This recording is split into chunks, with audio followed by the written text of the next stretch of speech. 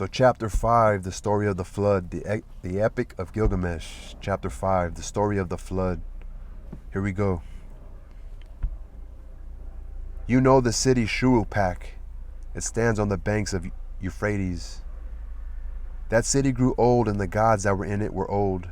There was Anu, lord of the firmament, their father and warrior, Enlil, their counselor, Ninurta, the helper, and Anugi, watcher over canals, and with them also was Ea.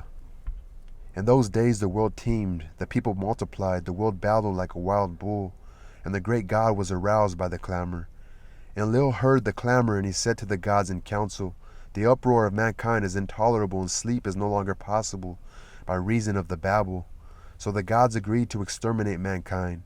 Enlil did this, but Ea, because of his oath, warned me in a dream.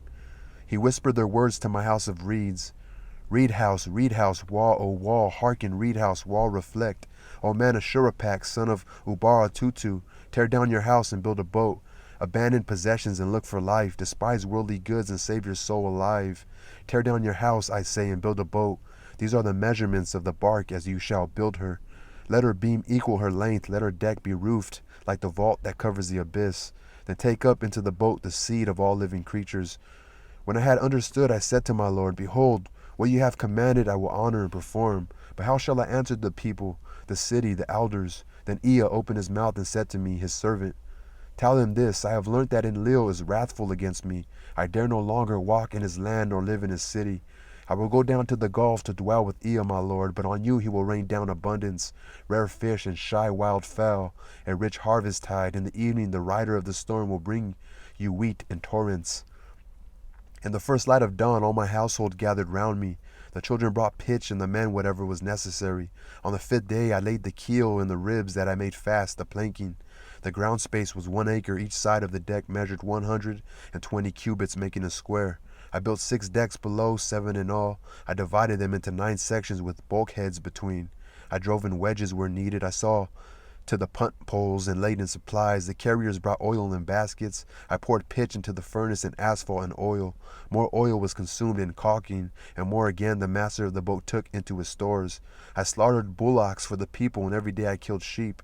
I gave the shipwrights wine to drink as though it were river water, raw wine and red wine and oil and white wine. There was feasting then as there is at the time of the New Year's festival. I myself anointed my head. On the 7th day the boat was complete. Then was the launching full of difficulty. There was shifting of ballast above and below till 2/3 was submerged. I loaded into her all that I had of gold and of living things, my family, my kin, the beasts of the field, both wild and tame, and all the craftsmen. I sent them on board, for the time that Shamash had ordained was already fulfilled, when he said, in the evening when the rider of the storm sends down the destroying rain, enter the boat and batten her down. The time was fulfilled, the evening came, the rider of the storm sent down the rain.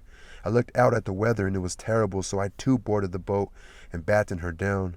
All was now complete, the battening and the caulking, so I handed the tiller to Puzur Amuri the steersman, with the navigation and the care of the whole boat. With the first light of dawn a black cloud came from the horizon. It thundered within where Hadad, lord of the storm, was riding. In front over hill and plain Shalat and Hanish, heralds of the storm, led on. Then the gods of the abyss rose up. Nergal pulled out the dams of the nether world. Nergal pulled out the dams of the nether waters. Ninurta, the warlord, threw down the dikes. And the 7 judges of Hal, the Anunnaki, raised their torches, lighting the land with their livid flame. A stupor of despair went up to heaven when the god of the storm turned daylight to darkness, when he smashed the land like a cup. One whole day the tempest raged, gathering fury as it went, and poured over the people like the tides of battle. And man could not see his brother, nor the people be seen from heaven. Even the gods were terrified at the flood.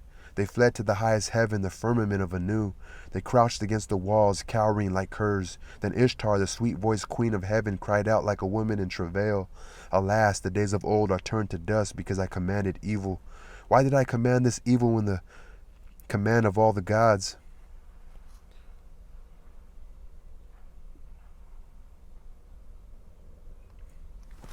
Wait, this shit's fucking faded right here.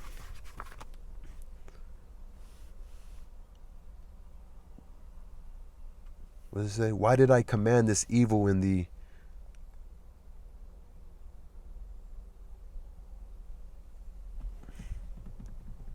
does it say? I commanded wars to destroy the people, but are they not my people? For I brought them forth, not like the spawn of fish, they float in the ocean. Then Ishtar, the sweet-voiced queen of heaven, cried out like a woman in travail. Alas, the days of old are turned to dust because I command evil. Why did I command evil? Why did I command this evil in the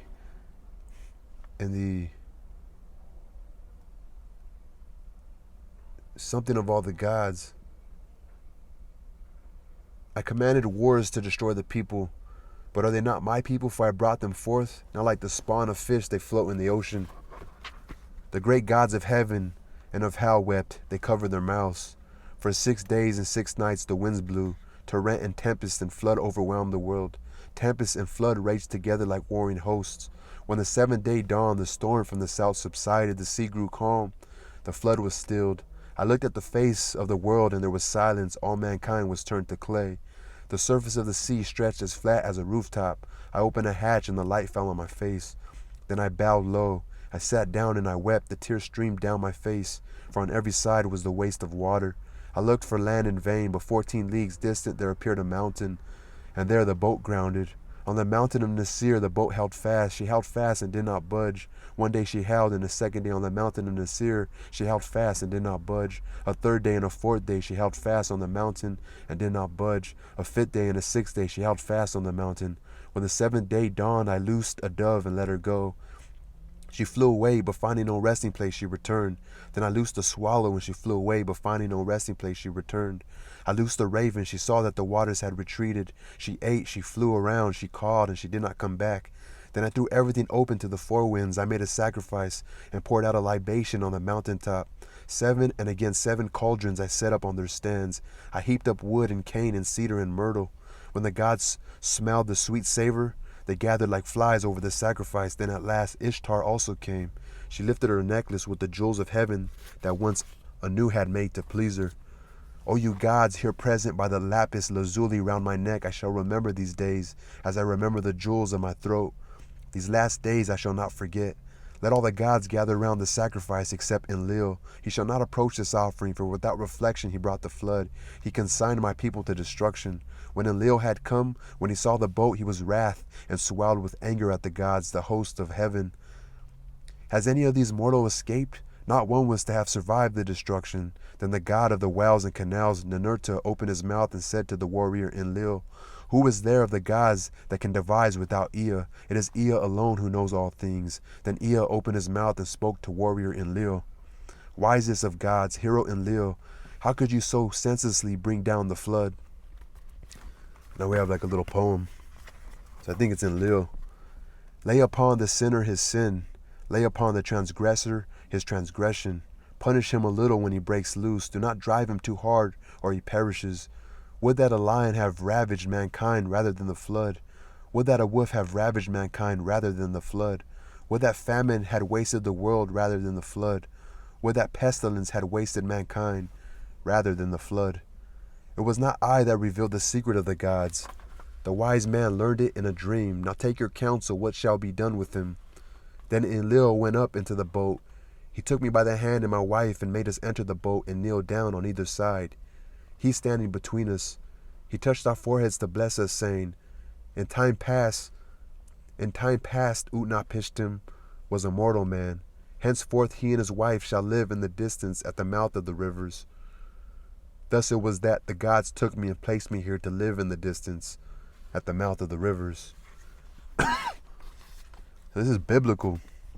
What's similar to the Bible, similar to Noah's Ark, Utnapishtim. That was the end of chapter 5, the story of the flood.